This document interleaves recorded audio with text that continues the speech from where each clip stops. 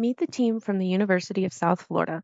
We divided our design team into two smaller units. The UAV team included Brandon Bailey, who led as the project manager, team lead, and hardware lead, Reese Haven, who was in charge of software and testing, Kylie Cobley, who managed documentation, and Wesley Gould, who contributed to the test case document.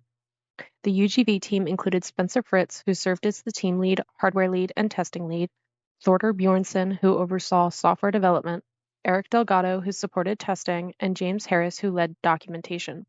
We primarily communicated through Discord, which allowed us to coordinate meetings and test plans efficiently. We also used Google Drive to store and collaborate on all documents, enabling everyone to contribute at their own pace.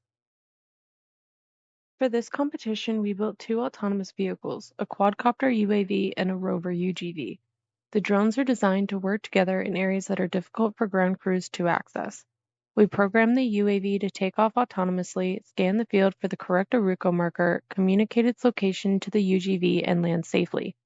Similarly, we developed the UGV to receive the coordinates from the UAV, navigate to the marker's location, and deliver a payload.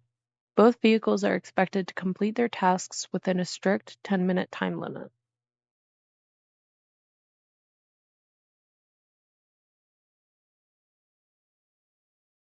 We carefully selected every component for the two vehicles. We chose frames that were both lightweight and durable with enough space to house all required hardware. For the UAV, we prioritized power-to-weight efficiency by selecting carbon fiber reinforced propellers and 3D printing brackets and mounts for our components. We used a Raspberry Pi for running code, a Cube Orange Plus as the flight controller, a telemetry module for communication, and an RTK base station for accuracy. To simplify integration, we used identical modules in both vehicles, ensuring compatibility and ease of communication. For the UGV, we selected larger wheels, high-torque gears, and robust servos to handle rough terrain. We thoroughly tested these components to confirm their performance. To extend operational time, we equipped the UGV with a larger battery that could handle both the terrain and the full duration of the mission.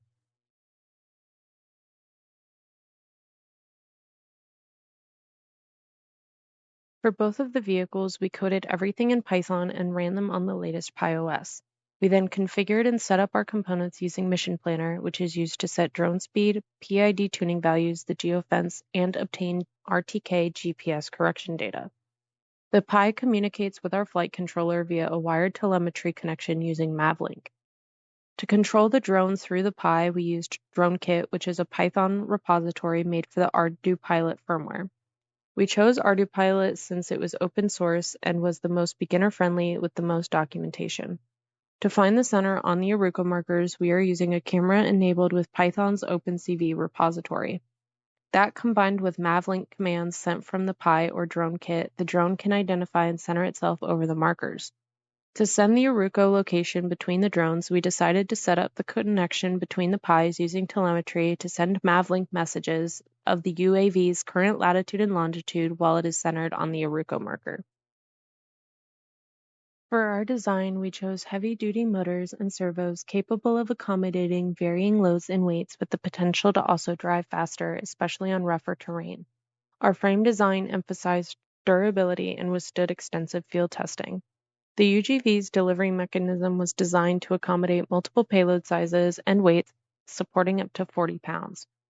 Finally, our UAV consistently detected Aruco markers within inches of their true location thanks to the precision of the RTK base station and our global shutter camera, which minimizes motion blur and supports faster flight.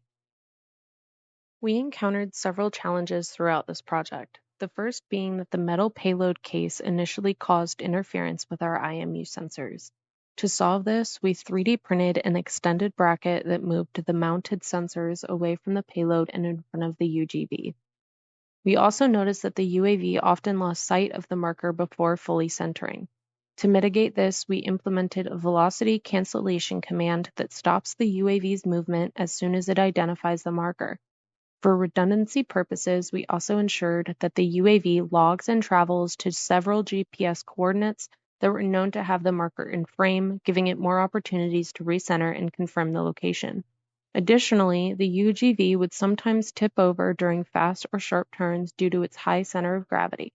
To alleviate this, we installed larger wheels on the rear axle of the chassis.